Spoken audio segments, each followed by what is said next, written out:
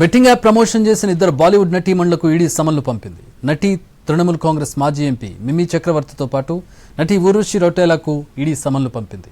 ఈ నెల 15వ తేదీన మిమీ చక్రవర్తిని విచారణకు రావాలని ఆదేశించింది. ఊర్వశి రౌటేలాను సెప్టెంబర్ 16వ తేదీన ఢిల్లీలోని కార్యాలయానికి విచారణకు రావాలని ఆదేశించింది.